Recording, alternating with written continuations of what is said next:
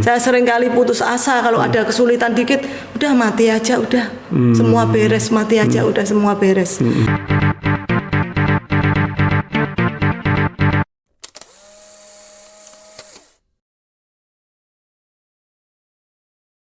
Ya, ini dengan Pak Sumarsono dan Ibu Lydia.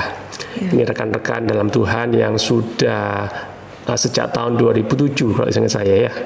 Kita sama-sama dalam satu wadah di Family Altar.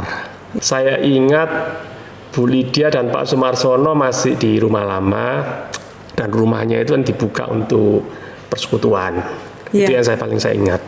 Dan sampai sekarang saya lihat keluarga Pak Sumarsono ini keluarga yang sangat ya, cinta Tuhan dan melayani dengan semangat, tulus tanpa pamrih. Itu yang saya sangat salut. Dan ya, yang terakhir sebagai inisiator persekutuan doa reuni itu dari keluarga Pak Sumarsono. Ya, gimana Pak Sumarsono dan Bu Sumarsono hari-hari ini dalam masa pandemi? Saya merasa bahwa Tuhan itu luar biasa ya. Pada masa pandemi yang sulit ini, malah justru Tuhan itu memberkati keluarga kami luar biasa, Pak. Baik secara kehidupan kerohanian kita semakin bertumbuh, juga semakin melihat kemuliaan Tuhan itu begitu besar dinyatakan dalam kehidupan keluarga kami. Saya waktu pertama kali awal pandemi itu saya memang sering mengucapkan Alkitab di dalam Yesaya 60 itu, Pak. Yesaya 60. Bangkitlah menjadi teranglah. Dan saya mendapatkan ayat tersebut. Benar-benar terjadi dalam kehidupan keluarga kami. Bahkan di mana pada saat kesulitan secara ekonomi, orang-orang mengeluh ekonomi yang sulit, justru kita malah diberkati Tuhan luar biasa. Ya, kalau cerita tentang Tuhan itu kita mengalami banyak sekali ya pengalaman pribadi sama Tuhan ya. Bahkan kalau saya sekarang istilahnya Tuhan itu memanjakan saya dengan mujizat. Karena saya selalu apa yang saya minta Tuhan itu beri, mujizat Tuhan ya. Tapi intinya bukan itu, Pak. Saya percaya bahwa Tuhan melakukan semua itu supaya tidak pernah ada rasa takut lagi dalam diri saya. Karena saya melihat penyertaannya begitu luar biasa. Sehingga pada masa saat-saat yang sulit ini saya lihat penyertaan Tuhan yang luar biasa. Saya tidak pernah takut oleh apapun karena saya tahu persoalan saya, masalah saya, Tuhan itu selalu ada buat saya juga. Amin. Pernah ada rasa takut atau khawatir sebelumnya? Pernah ya. Dulu pernah saya sampai dengan kehidupan ini saya takut. Saya dulu tuh mesti apa yang harus saya makan. Karena saya hidupnya, saya hidup itu karena saya itu penghasilan tidak pasti, Pak. Waktu itu saya kerja di asuransi. 17 tahun Tuhan proses saya di asuransi. Dulu saya punya karakter itu terus terang sombong. Juga saya kayaknya nggak perlu dengan orang ya. Pokoknya saya kerja keras, saya pasti dapat hasil. Sedangkan suami saya waktu itu jual beli mobil juga penghasilan nggak pasti. Kadang-kadang saya merasa takut ya kalau bulan depan bulan ini saya dapat klien untuk bagaimana dengan bulan depan lagi. Juga demikian suami saya untuk bulan depan dapat nggak mobil bekas yang bisa dijual lagi. Tapi Tuhan itu pelihara keluarga kami luar biasa. Bahkan waktu saya pertama kali ikut Tuhan ya, karakter saya belum diubahkan. Saya terus terang lahir dulu dari keluarga yang ateis, Pak ya, tidak kenal Tuhan. Tapi karena saya dititipkan di keluarga nenek saya sudah Kristen, tapi ya Kristen mungkin Kristen KTP ya, belum bertumbuh, belum mengerti apa arti mengikut Kristus yang sesungguhnya ya. Saya bertumbuh tanpa kasih sayang dari orang tua. Saya jadi orang yang rapuh. Saya seringkali putus asa, tidak optimis dengan kehidupan ini. Waktu saya belum menikah dengan Pak Sumarsono dan di awal-awal pernikahan kami juga banyak konflik. Hanya karena saya belum berubah secara karakter saya, secara pribadi saya. Kalau ada masalah keluarga, seringkali saya putus asa. Saya cuma ingin mengakhiri hidup saya aja. Oh, sempat terpikir mengakhiri hidup? Sering, Pak, sering sekali. Saya sering kali putus asa kalau ada kesulitan dikit, udah mati aja, udah semua beres, mati aja, udah semua beres. Tapi Tuhan itu baik luar biasa ya. Tuhan mengirimkan, waktu itu saya tinggal di Storejo, ada suami istri ya. Suami istri ini tetangga saya kebetulan membimbing saya untuk mengenal Tuhan lebih lagi. Keluarga ini mengajak saya untuk ikut FA dan saya dibimbing bagaimana sebenarnya mengikut Kristus yang sesungguhnya. Di sana keluarga ini mengajari saya untuk bagaimana menjalin satu hubungan dengan Tuhan, bahwa kekristenan itu bukan suatu agamawi, tapi suatu hubungan dengan Pencipta kita. Di sana saya mulai belajar untuk waktu itu saya pernah sampai putus asa ya Pak ya. Saya mau mengakhiri hidup saya, sudah lebih baik saya mati aja. Saya cerita sharing dengan tetangga saya, suami istri ini. Keluarga ini cuma ngomong seperti ini, istrinya. Lid, jangan seperti itu. Kamu tahu nggak? Tuhan Yesus itu sangat mengasihi kamu. Di sana saya tertegun ya, saya terkejut ya. Ternyata masih ada orang yang mengasihi saya. Di sana saya mulai belajar ya kekristenan yang sesungguhnya. Saya mulai belajar bagaimana mengikut Tuhan, menyediakan waktu-waktu saya untuk berdoa dan membaca firman Tuhan. Tapi itu pun juga nggak langsung ya, saya berubah secara karakter ya. Itu lewat proses demi proses sampai bertahun-tahun Pak.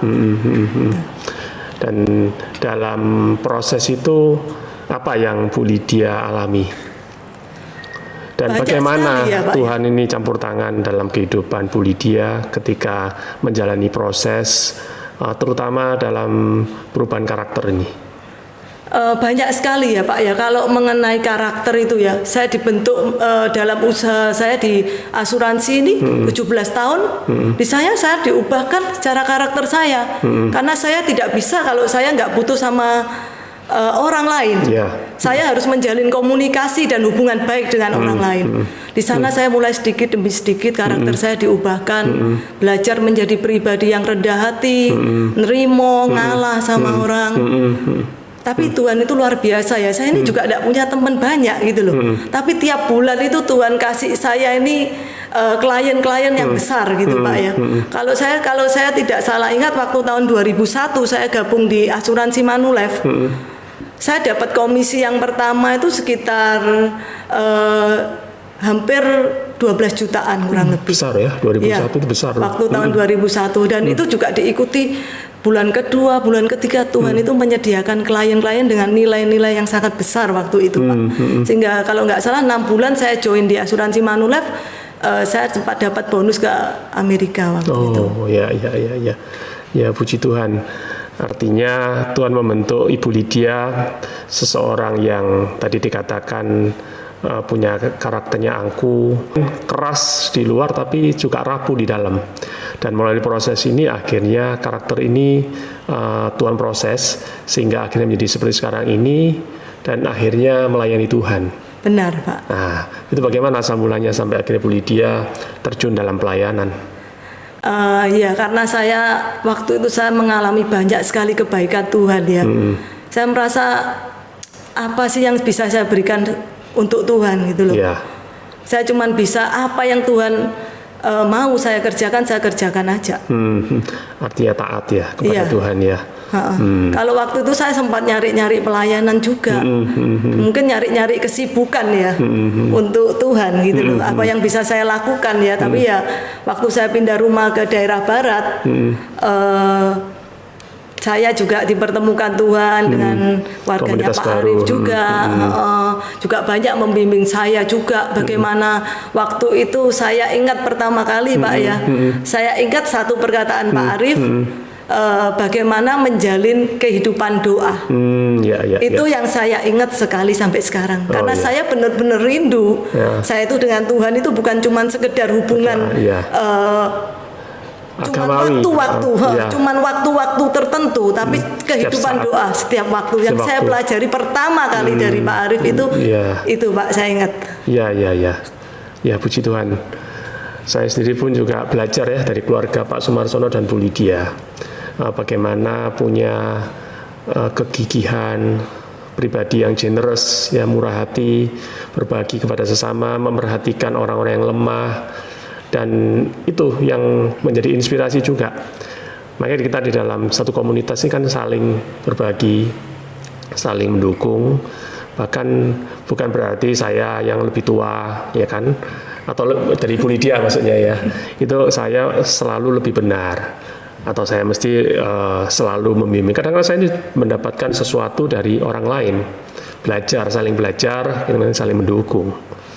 Dan saya lihat Pak Sumarsono juga semakin hari juga bertumbuh ya Pak ya, terutama dalam pengenalan akan Tuhan. Ini satu keluarga, Pak Sumarsono dan Ibu Sumarsono. Tentang lagu rohani, saya mau tanya itu gimana? Menciptakan lagu. Iya. Kok bisa? Bagaimana asal mula Bu Sumarsono itu akhirnya Tuhan bisa kasih hikmat untuk menciptakan beberapa lagu rohani. Padahal setahu saya Bu Sumarsono nggak ada basic musik sama sekali. Gitu. Suaranya aja sudah fales dah karuan Pak. Nah itu gimana ceritanya? Ya memang kalau mau cerita tentang Tuhan ini tidak ada habisnya Pak ya. Dan saya juga bersemangat sekali kalau cerita tentang kebaikan Tuhan ya. Karena saya ini memang sebenarnya tidak ada basic musik, juga untuk menyanyi juga suaranya fales. Tapi kalau yang saya rasakan, saya ini orangnya suka nulis Pak. Kadang-kadang saya ini suka berpuisi. Kalau dengan Tuhan itu saya suka menuliskan kebaikan Tuhan itu saya tulis dalam puisi-puisi gitu. Di sana saya waktu kalau nggak salah PSBB ya, pernah ya tahun kemarin PSBB ya. Dan saya lihat kebaikan Tuhan itu begitu banyak ya Pak ya. Dan juga bagaimana waktu itu perasaan saya terhadap Tuhan itu saya cuman tulis saja dalam sebuah puisi. Kemudian saya cari juga nada-nadanya yang pas. Ya ternyata waktu itu sempat saya buat 9 lagu. 9 lagu ya. Dan di awal saya cinta mula-mula dengan Tuhan waktu itu kurang lebih 2 lagu atau 3 lagu ya. Dan yang waktu PSBB ya 2 lagu saya itu. lupa ya. Itu udah lama sekali. Waktu itu cinta mula-mula saya sama Tuhan. Jadi saya tulis dalam sebuah lagu. Berarti ada belasan tahun yang lalu itu. Iya. Oh, itu sudah sempat nulis 2 lagu. Iya. Kemudian terakhir ditambahkan sampai total 9 lagu ya. Iya, 6 lagu kurang lebih. Jadi 6 lagu. 9 lagu totalnya. Total 9 lagu. Ada rencana untuk lagu itu dipublikasikan atau bagaimana? Iya, kalau supaya memang bisa jadi berkat lebih banyak lagi. Iya, kalau memang orang, ya, bisa menjadi berkat ya. Semuanya untuk kemuliaan Tuhan. Ya. Ya, puji Tuhan. Ini kalau kita sekarang beralih, kan punya 2 anak. Sekarang sama-sama udah dewasa. Gimana perasaan sebagai orang tua ya? Ya, Tuhan itu luar biasa ya. Mengaruniakan anak-anak yang luar biasa ya buat saya ya. Kebetulan anak saya yang besar itu sudah mandiri ya, waktu kurang lebih 19 tahun ya. Anak ini sudah bisa bekerja sendiri, punya penghasilan sendiri. Bahkan waktu umur 12 tahun dia sudah belajar bisnis. Iya, saya ingat itu pernah cerita ya. Ibu adalah seorang wanita biasa. Dia bisa merasakan amarah, kesedihan, bahagia, terkadang kecewa, dan lain sebagainya. Tapi di balik semua itu, seorang ibu memiliki jiwa yang sangat hebat. Bagaikan kesatria bagi semua anaknya. Bagaimana tidak selama 9 bulan penuh ibu mengandung, melahirkan dengan taruhan nyawa. Merawatmu sejak kecil dari pagi hingga petang, tanpa ada rasa mengeluh sama sekali. Setelah engkau tumbuh dewasa dan mampu berdiri sendiri, kasih sayangnya tak pernah pudar. Dia akan terus mendukung dan mengawasimu hingga akhir hayat. Ibu akan ada dikala kamu senang maupun sedih. Ibu jugalah yang akan membantumu saat kamu jatuh. Di balik diamnya, ada doa yang tersimpan untukmu. Anak saya pertama kali di Jakarta, saya sebenarnya saya juga berat ya melepaskan anak-anak muda. Kalau sekarang katanya di Jakarta itu kehidupan yang bebas gitu loh. Tapi saya tahu bahwa Tuhan saya itu ada buat keluarga kami. Pada saat kami benar-benar berseru-seru memanggil nama Tuhan, Tuhan benar-benar campur tangan. Tapi banyak sekali kalau mau cerita karya Tuhan dalam kehidupan kami, anak kami. Bahkan juga waktu banjir, juga waktu Jakarta. Awal tahun 2020 ya? Iya. Itu semua mobil-mobil itu banyak yang terendam ya, mobil-mobil mewah ya. Waktu itu saya kalau nggak salah posisi kami keluarga di Bali, Pak. Itu loh. Saya juga tidak menyadari bahwa Tuhan itu menolong keluarga kami. Pada saat kami sudah tiba di Surabaya, kami keluarga cuma cerita-cerita pada waktu kita naik mobil gitu. Kita kalau nggak ditolong Tuhan mungkin sudah toliong tuh. Dari sana seolah-olah Tuhan tuh menegur saya tuh lewat perkataan saya sendiri. Tuhan diingatkan, ini pertolonganku. Ternyata Tuhan luputkan. Bahkan ada mobil anak saya yang ditaruh di daerah Cengkareng. Beberapa hari setelah banjir kita juga ditawari mobil di daerah Cengkareng bekas banjir gitu. Jadi Cengkareng daerah yang sama, tapi tempat kami Tuhan luputkan dari banjir. Luar biasa. Iya, puji Tuhan. Pertanyaan terakhir ya untuk Bu Lydia. Dengan berkat-berkat yang sudah diterima, berkat jasmani, materi, rohani yang sedemikian luar biasa. Ke depan tujuan Ibu Lydia apa? Sekarang sudah menemukan nggak tujuan hidup yang Tuhan sudah tetapkan buat kehidupan Bu Lydia sekeluarga? Ya, saya sekarang merasakan bahwa hidup saya yang terlebih itu saya rindu menyenangkan hati Tuhan aja. Selama hati Tuhan saya disenangkan, saya akan melakukan apapun untuk Tuhan.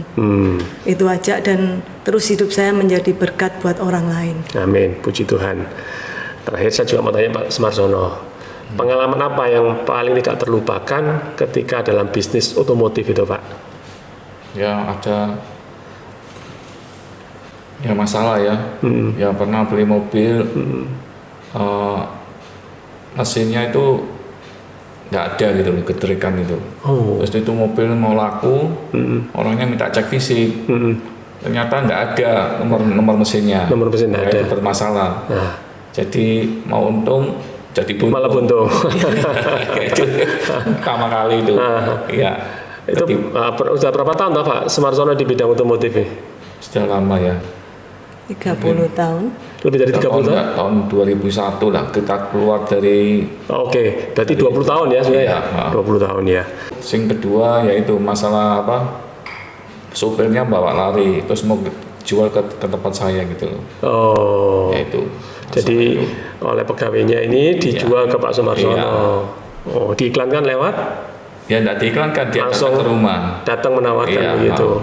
Terus akhirnya Pak Sumarsono beli. Sebetulnya dia itu supirnya ibu itu pernah datang cari mobil, tapi enggak cocok gitu loh. Terus dia mungkin cari mobil ke tempat lain. Nah BPKB-nya itu kan barusan beli, BPKB-nya ditaruh mobil. Nah sama supirnya itu langsung kejual saya. Nah, itu loh.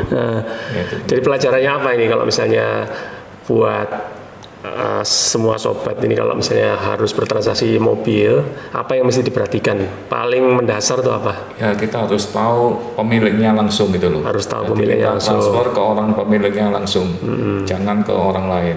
Jangan Transfernya tergiur pun dengan harga murah juga, Pak. Jadi harus tahu pemiliknya.